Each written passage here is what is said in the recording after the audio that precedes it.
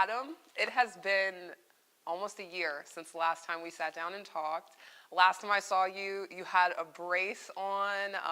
You weren't quite on your bike just yet. You were ready to get back. Just tell us how you are a year after the attack. I'm doing a lot better, actually. It's been a tough year, but a lot of perseverance. But I've had a lot of, support around me, friends, family, colleagues here at the museum that have really made this, this tough year, kind of make me come out on the back end in a much better place. And we are sitting here in this beautiful library at the World War II Museum. And I remember this time last year, you weren't quite, like you were working from home at the time. So how was that transition for you? It's been good. Last time we spoke, I had just started physical therapy. And in about May, is when I got back on my bike, and I kind of haven't looked back since from there. It was really great, such a supportive community here at the museum. Really, making it easy for me to transition back into work full time. And it's great to be surrounded by people that care about you and really see you as part of their family. And really support you, because I remember when it happened, and the museum was very, very just good with like your privacy and just making sure that you were taken care of. Talking about being taken care of, where you are mentally, emotionally, how have you been able to push through some of the feelings that might come up after this, what happened with the terror attack? Yeah, I think just resilience, being surrounded by strong people. Obviously my 11 years in the military helped me with that a lot, because it was a very challenging lifestyle.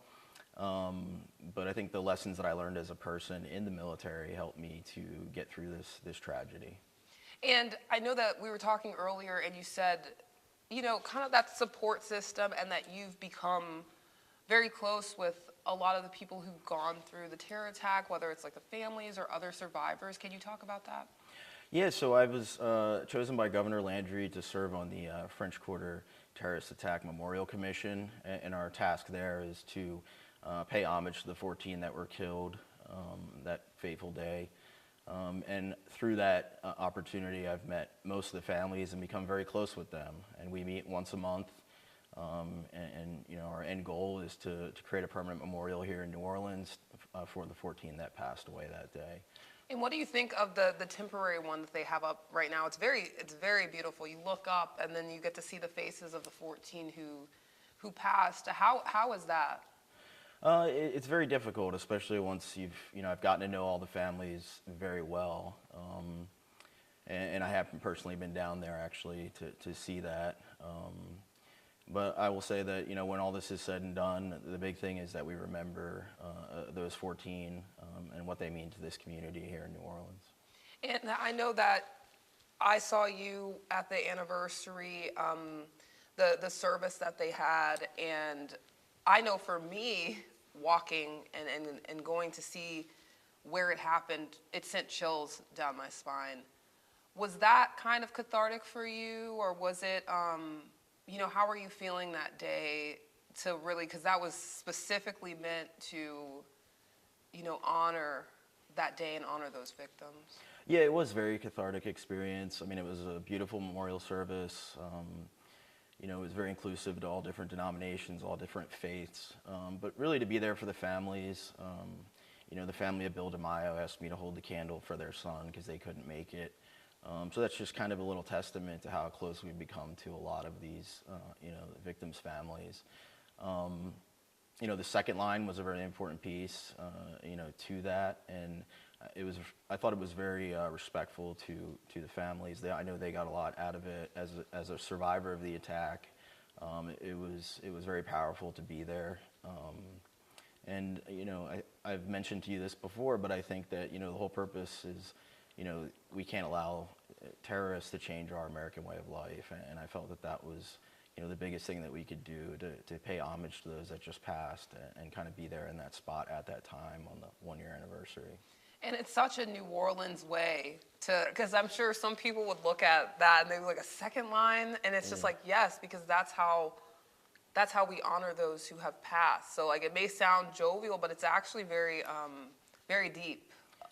It was, yeah, and it was, it was a celebration of life, and we wish that their memories stay eternal, and that's kind of, the first step in that process a year later.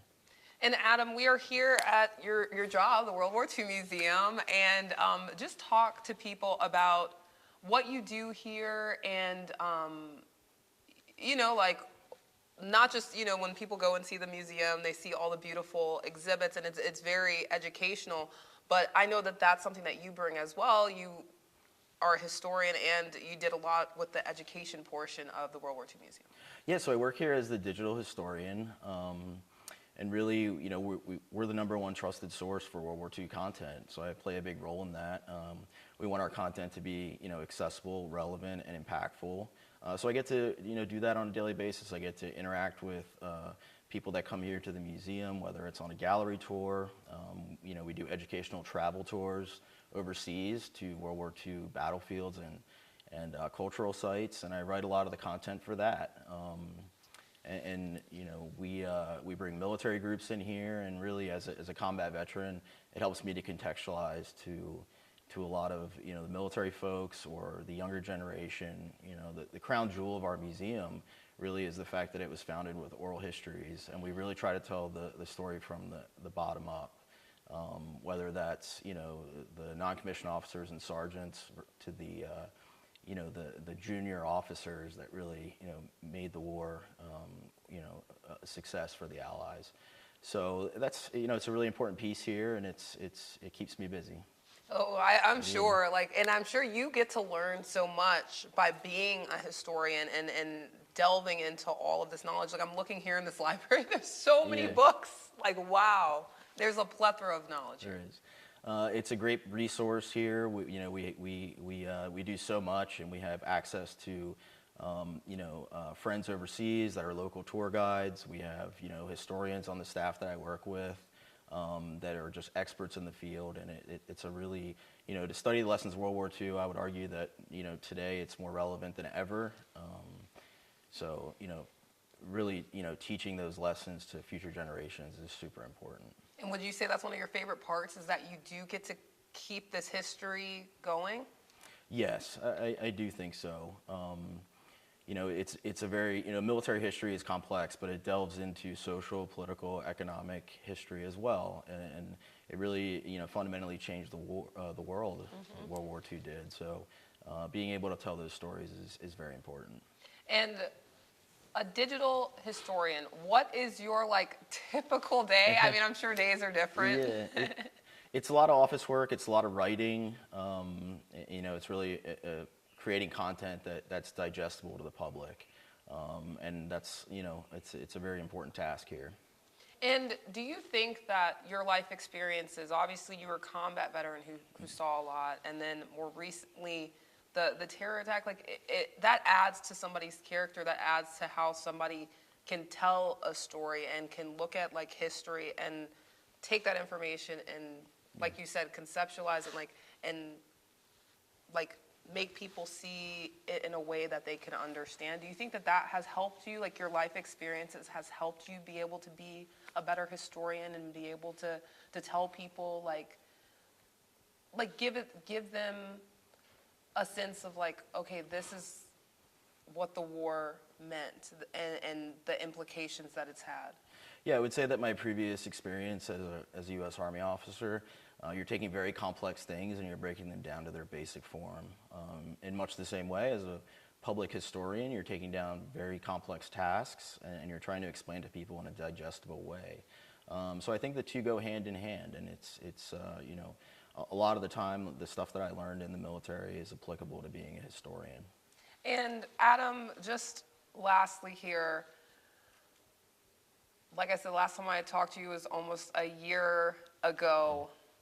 What is something you want to tell people out there who, may be struggling with something or going through something, and they don't see how they can make it out of whatever it is, whether it's a mental fog or whether it's physical? What do you tell those people who are just I don't know what to do?